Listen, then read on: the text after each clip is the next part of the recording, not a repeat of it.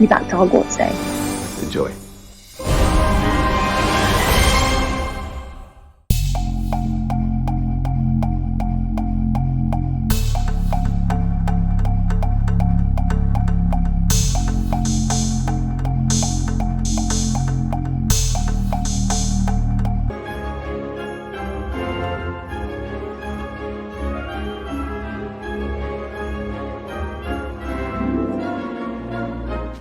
Wanda the ready. Ridiculous. See?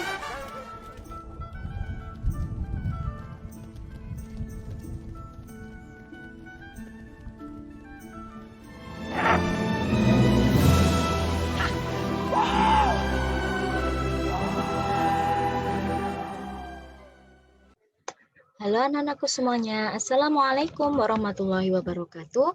Berjumpa lagi dengan saya Ustazah Fatimah dalam pembelajaran Bahasa Indonesia. Nah, tadi Ustazah sudah memberikan video pengantar mengenai bab yang akan kita bahas, yaitu mengenai ulasan. Nah, tentu kalian pernah ya melihat karya seni berupa film, cerpen, puisi, novel, dan yang lainnya. Pasti kalian bisa menilai, oh film ini bagus, film ini jelek. Nah, itu kan berarti kalian perlu argumen dalam menyatakan karya seni tersebut bagus atau tidak. Nah, di sini kita akan mempelajari mengenai teks ulasan. Nah, apa saja nanti yang akan kita bahas, apa saja nanti struktur yang ada di dalam teks ulasan, kemudian apa saja unsur kebahasaannya. Nah, mari kita bahas bersama-sama. Sebelum membahas mengenai teks ulasan, kita harus tahu dulu apa yang dimaksud dengan teks ulasan. Nah, teks ulasan sendiri memiliki fungsi sosial untuk memberikan analisis terhadap sebuah karya menurut pandangan pengulas atau penelaah. Nah, melalui teks ulasan, pembaca dapat memperoleh gambaran mengenai kelebihan dan kekurangan sebuah karya. Untuk definisi teks ulasan sendiri, teks ulasan itu adalah teks yang berisi penilaian terhadap suatu hasil karya seni, seperti film, musik, cerpen, puisi, novel, dan teater atau drama. Nah, di video pengantar tadi, Ustazah memberikan contoh film. Ya, di situ ada film, judulnya Harry Potter. Nah, kita tahu sendiri, bagi kalian yang belum tahu anak-anak, film Harry Potter ini ada 7 series. Nah, sedangkan untuk novelnya juga sama. Jadi ini film itu diangkat dari sebuah novelnya J.K. Rowling. Nah, kemudian bagian utama yang terdapat dalam teks ulasan itu ada keunggulan, ada kelemahan, ada produk karya seni yang akan diulas. Agar penilaian tersebut dapat dipertanggungjawabkan, maka seorang penulis itu atau pengulas itu, maksudnya penulis ulasan, harus memberikan alasan-alasan pendukung yang kuat dan meyakinkan, salah satunya dengan menunjukkan bukti-bukti tekstual dan merujuk kepada pendapat ahli. Kemudian, hal penting dalam menceritakan kembali isi teks ulasan, yang pertama, tentu kita harus membaca teks ulasan tersebut secara berulang-ulang. Kemudian mencatat butir-butir pokok teks ulasan pada setiap paragraf. Dan mencatat kelebihan kekurangan dari materi yang dipaparkan oleh pengulas. Jadi nanti di dalam ulasan itu yang dibahas kelebihan dan kekurangannya itu yang dipaparkan apa saja. Nah, kemudian merangkai butir-butir pokok teks ulasan menggunakan bahasa sendiri. Adapun untuk struktur teks ulasan, yang pertama tentunya ada judulnya dulu. Ada judul, kemudian ada identitas buku, kemudian ada orientasinya, ada penafsirannya, ada rangkumannya, ada simpulannya. Nah, ini sama seperti yang ada di buku kalian, ada di halaman 142. Nah, silahkan dibuka bukunya.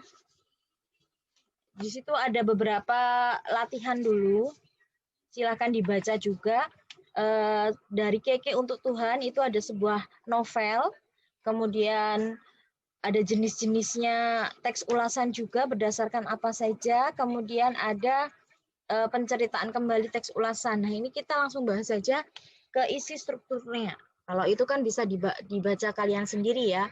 Jadi secara umum itu teks ulasan itu ya seperti ini.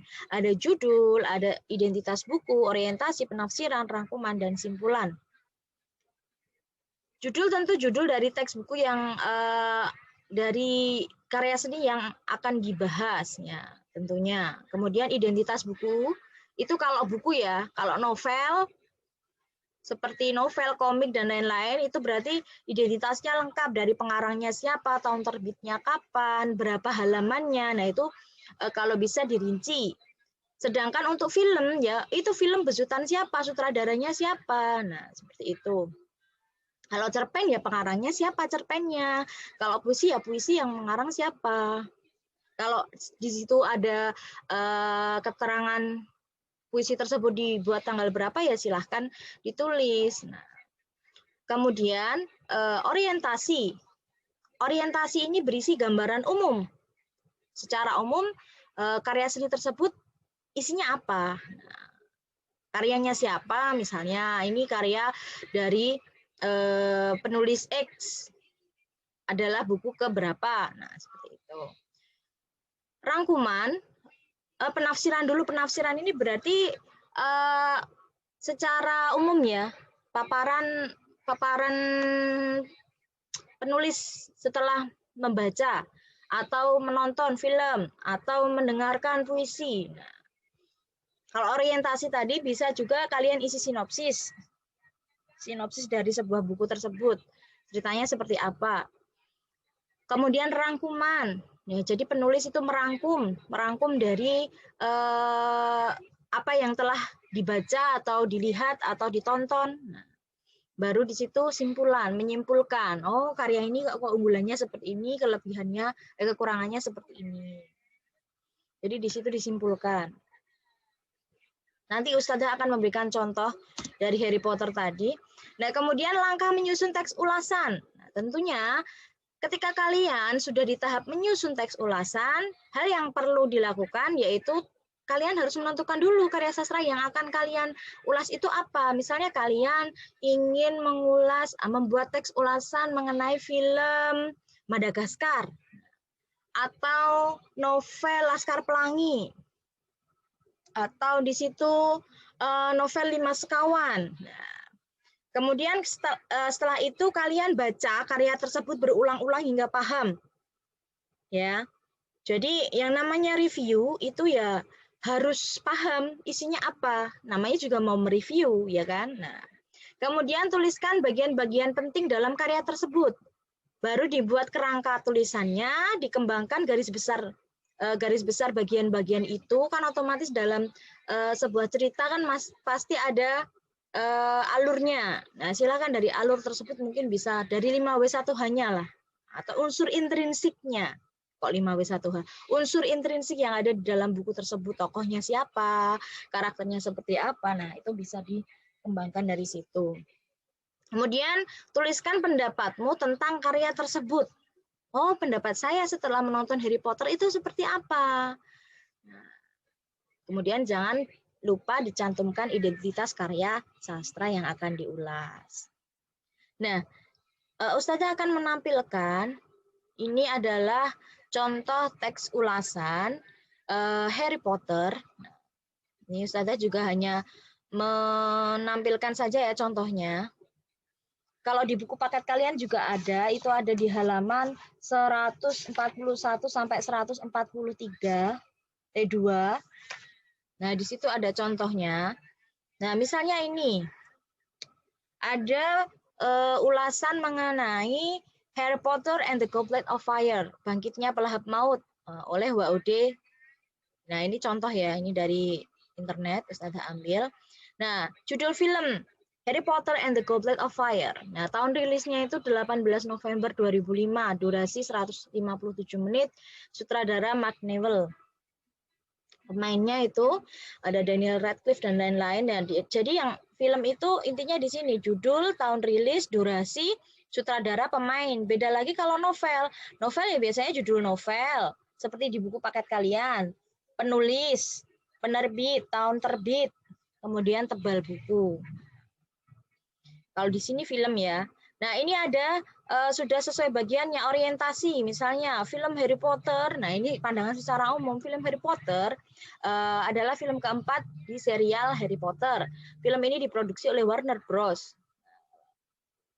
Warner Bros. Pictures dan Heyday Films yang merupakan adaptasi dari novel yang berjudul sama yaitu Harry Potter and the Goblet of Fire karya J.K. Rowling yang terinspirasi dari khayalannya. Film bergenre adventure fantasi ini berasal dari Britania Raya, Inggris yang dibintangi oleh Daniel Radcliffe, Rupert Grint dan Emma Watson. Nah, seperti ini gambaran umum mengenai karya tersebut. Nah, baru di sini ada sinopsisnya, tapi tetap masuk ke orientasi. Ada sinopsisnya sependek ini, nah seringkas ini. Kemudian ada tafsiran isi. Tafsiran isi ini juga masih mewakili, tapi sudah ditambahi dibumbui dengan pendapat penulis pengulas sendiri. Ada tafsiran isi, ada evaluasi. Nah, dari sini evaluasi film Harry Potter The Goblet of Fire ini disajikan alur cerita yang menarik. Berarti ini kelebihan ya, terutama pada saat Harry beserta ketiga temannya, ketika peserta turnamen Three Wizard lainnya sedang menghadapi atau melewati tahap demi tahap rintangan. Nah, terus ini, dalam film ini juga mempunyai banyak pesan moral. Nah, ini juga kelebihan. Pendapatan kotor ini menghasilkan 102. Nah, ini juga kelebihan. Kemudian ada evaluasi kedua. Di sini berisi mengenai kekurangan. Walaupun film ini mempunyai kelebihan, tapi tidak luput dengan kekurangan, yaitu banyak cerita ataupun tokoh yang tidak dimasukkan dalam filmnya. Contohnya, latarnya yang gelap, sehingga tidak begitu terlihat apabila kegiatan sedang dikerjakan. Nah, karakter tokoh Harry Potter di dalam filmnya ini juga berbeda dengan novel. Tentu ya, novel itu jauh lebih padat dibandingkan, jauh lebih lebar ceritanya dan tokohnya dibandingkan dengan film, karena film itu terkait dengan durasi, kalau novel kan tidak. Nah, otomatis di sini kekurangannya itu salah satunya ya ada karakter yang di situ tidak ditampilkan dalam film, karena karakter tokoh Harry Potter dalam novel memiliki mata berwarna hijau, sedangkan di Harry Potter mempunyai mata berwarna biru, warna mata berwarna biru. Nah, kemudian baru di rangkuman ini.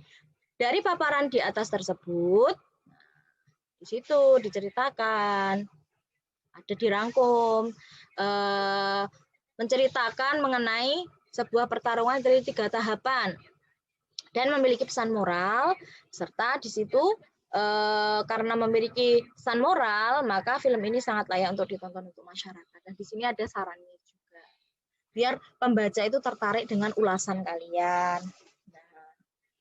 Nah, begitu contohnya. Oke. Insya Allah segitu ya anak-anakku.